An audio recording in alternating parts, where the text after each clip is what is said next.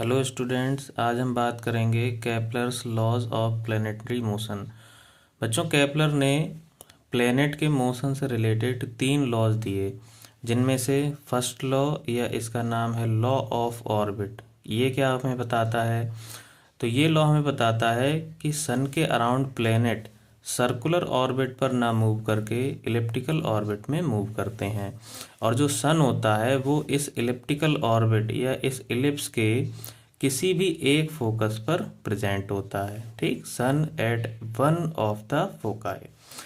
Second law की बच्चों अगर बात करें तो इसमें आप देख सकते हैं सेकेंड लॉ का दूसरा नाम होता है लॉ ऑफ एरियाज।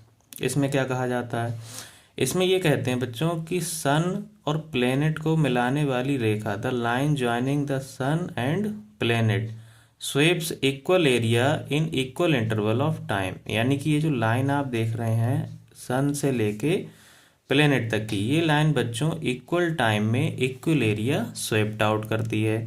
यही हम यहाँ पे लिखा है, equal area swept in equal interval of time, that is areal velocity यहाँ पर कांस्टेंट रहती है। इसीलिए बच्चों इसको लॉ ऑफ एरियाज कहा जाता है। इसको अगर फॉर्मूले की टर्म्स में देखें तो dA/dt इक्वल टू कांस्टेंट। अब ये कांस्टेंट किस वैल्यू के बराबर आता है? तो ये कांस्टेंट बच्चों J/2m इसके बराबर होता है। यहाँ पे J एंगुलर मोमेंटम होता है प्लेनेट का, और m mass of the planet होता है। थर्ड लॉ की अगर बात करें तो इसमें आप देख सकते हैं थर्ड लॉ को हम लॉ ऑफ पीरियड्स भी कहते हैं। इसका क्या मीनिंग होता है?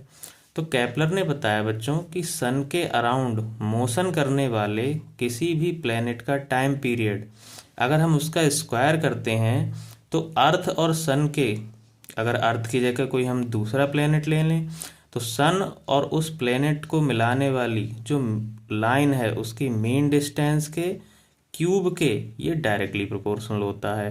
तो यहाँ पे आप फॉर्मूला देख सकते हैं, T² directly proportional to A³। इसको हम अप्लाई भी कर सकते हैं 2 प्लैनेट्स के लिए। तो इसी फॉर्मूले को हम अप्लाई करेंगे, T1/T2 का whole square equal to A1/A2 का whole cube. Thank you very much.